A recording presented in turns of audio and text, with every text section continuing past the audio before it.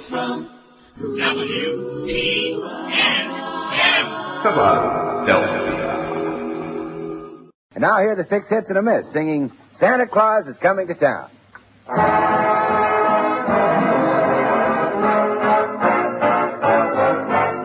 better watch out, you better not cry, better not cry, I'm telling you why. Santa Claus is coming to town. He's making a list and checking it twice, gonna find out who's naughty and nice. Santa Claus is coming to town. He sees you when you're sleeping. He knows when you're awake.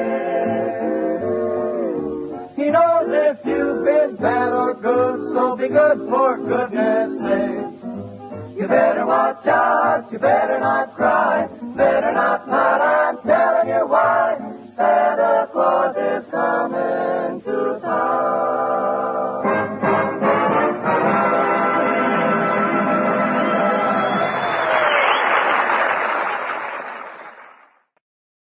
The Equitable Life Assurance Society presents This Is Your FBI.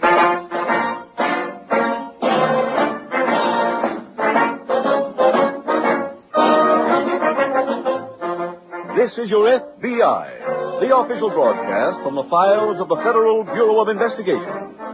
Presented transcribed as a public service by the Equitable Life Assurance Society of the United States and the Equitable Society's representative in your community.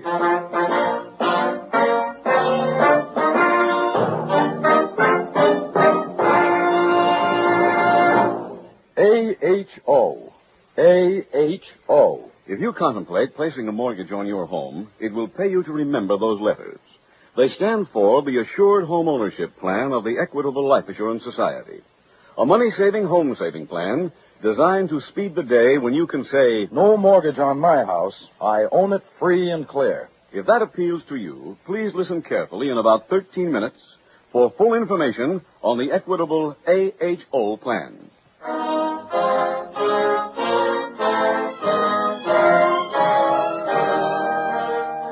Tonight, the subject of our FBI file, armed robbery. It's titled, The Innocent Santa Claus.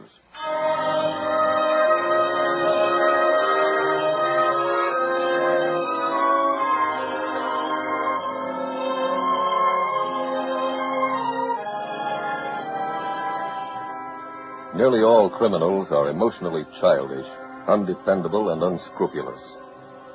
Some, like the characters you'll meet in tonight's dramatization from FBI Files, are more vicious than others. But make no mistake about it, the dashing and charming Robin Hood types are few and far between. Criminals taint with unhappiness the lives of all those with whom they come in contact. The little niceties of life, the decent, courteous kindnesses, the Christmas spirit itself that make up normal people's lives are completely foreign to the vast majority of them. Whatever they do is for themselves alone.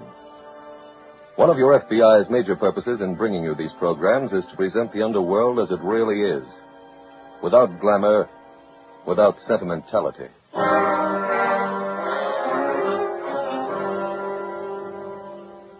Tonight's FBI file opens in a cheap hotel room in the downtown district of a large eastern city.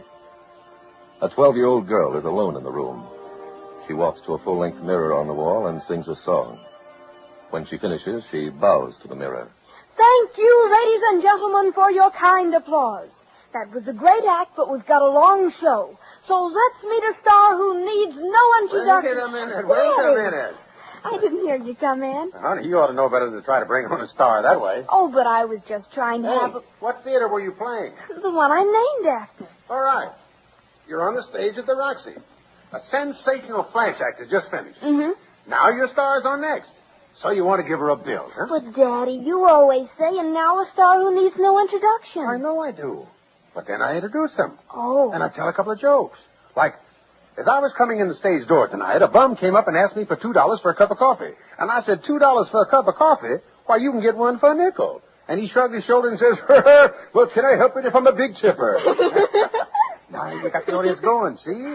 So you slug him again. You say, that bum is sure crazy. I met him yesterday, too, and he asked me for $8 for a piece of pie. And I said, $8 for a piece of pie? Why, man, you can get one for a dime. And he shrugged and says, mister, do I tell you where to eat? Now they're warmed up, see? And you bring on your star. You get it? Oh, yes. Oh, say, anybody call me? Oh, Pete Morrow. Pete Morrow, what do you want? I don't know. I got the message at the desk. Hey, maybe he's got some action. Gee, Daddy, you think so? Well, he's my agent, Eddie. He wouldn't call to find out how I was. Hey, maybe they need some next to closing insurance at the palace.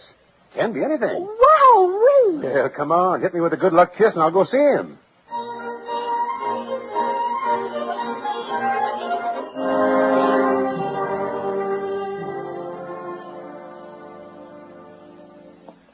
Hi, Pete. Say, sorry to keep you waiting. Yeah, hello, Fred. I just got your message, and let me tell you, brother, I am ready.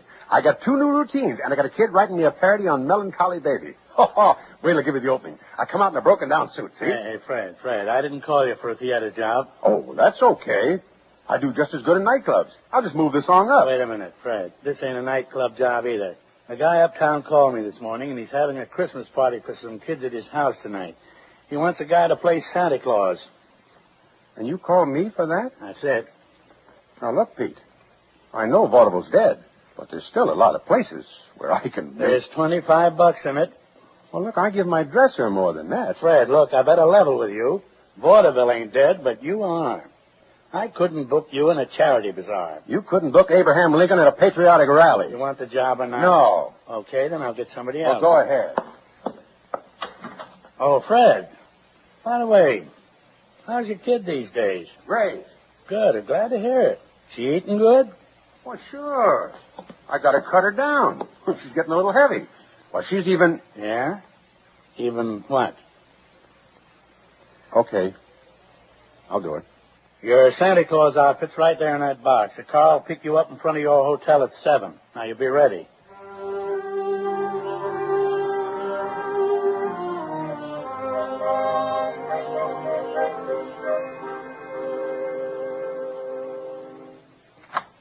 Daddy, how'd you make that? Wait till I get rid of this box. Now I'll take that hug. Oh, Daddy, what happened? Well, Pete Morrow told me Oscar Hammerstein says he positively can't do his next show without me. And so that put Pete in the spot. Why? Well, Max Gordon's got a script. And he told Pete if I don't do it, he'll never hire another actor from him. And... Oh, the spaghetti. Oh. Oh. Did you burn yourself? I'm sorry.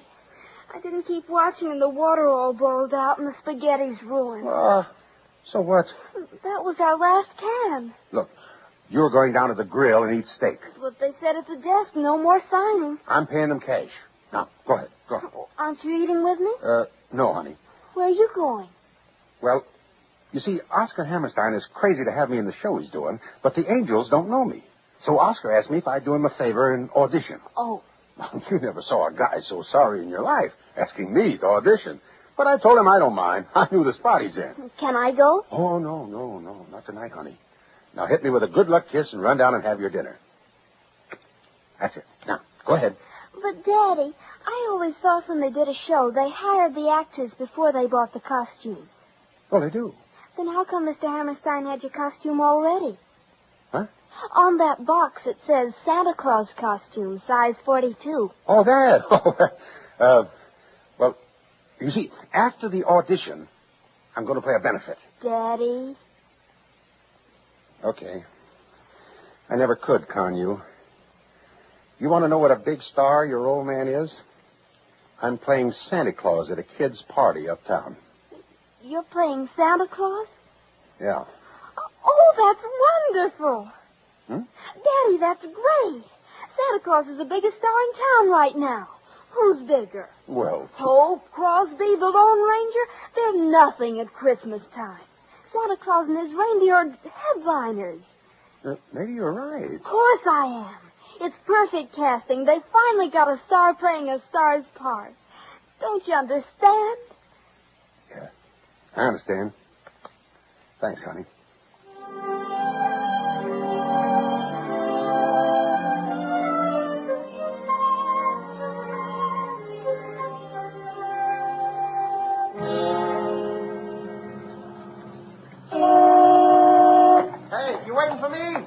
You Fred Harper? Yeah.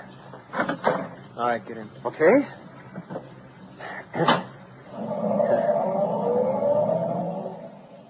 Hey, who's throwing this party? Mr. Caldwell. You his chauffeur? Uh-huh. See, look, I never worked a thing like this before. You mind if I try a couple of gags on you? Go ahead. Well, I figure I'll walk out and say, I know Santa Claus is supposed to come in through the door, but them chimney sweeps have got a real strong union. Nothing, huh? Yeah, maybe it's a little too fast. How about this?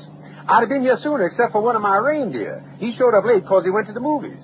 It seems he wanted to see the picture because he read the book. Say, pal, was your mother frightened by Ned Sparks? You know, it ain't against the law to laugh in this city. Uh-huh. Hey, I thought this Caldwell lived uptown. Yeah, he does. Well, then, what are we doing down here by the river? You, see that sign? Which one? No!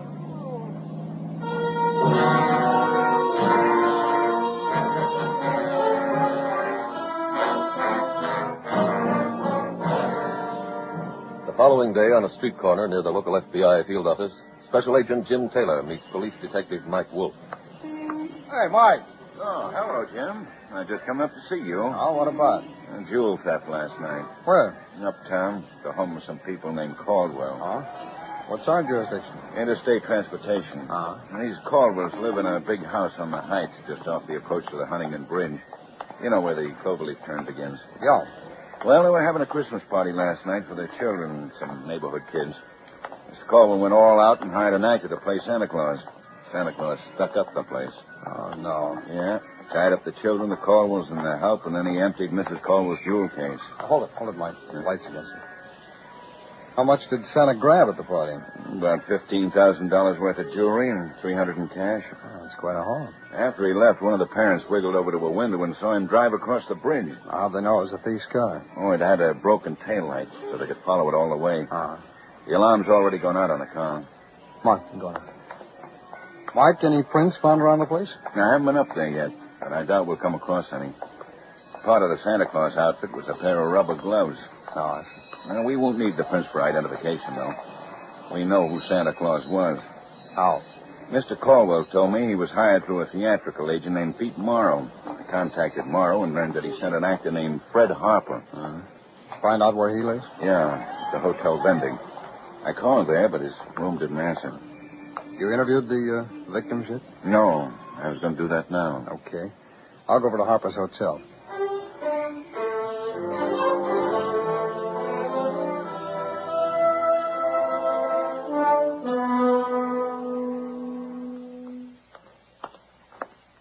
What do you want, Mac? Hello there. I'm Special Agent Taylor, the FBI. Here are my credentials.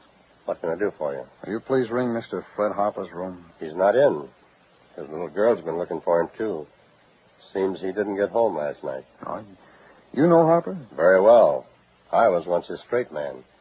Is he in trouble? Yes, he seems to be. Mr. Perry, have you heard from my daddy yet? No, I haven't, Roxy. Mr. Taylor, this is Harper's daughter, Roxy. Mr. Taylor's from the FBI. Hello there. Do you know where my daddy is? No, I don't. Can you help me find him? I mean, please. We'll do our best, Roxy. Did you see your father last night? Yes, sir. He was going to play a party as Santa Claus. Were you here when he left? Yes. A man called for him. You see this man? Only from the window. He was in a big car. Daddy got in and went with him. What kind of a car was it? I don't know. Or was it a sedan, a convertible? A sedan. What color? I couldn't tell. But I do remember one thing. One of the lights in back was broken. Oh? Mr. Taylor, why are you asking me all these questions? Well, Roxy, somebody came to that party wearing a Santa Claus outfit and held up the people. A real hold-up? With a gun? That's right.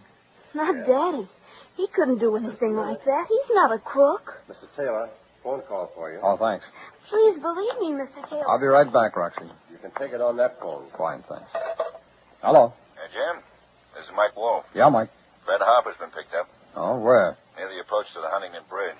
And 2 of the stolen pieces of jewelry were found in his pocket.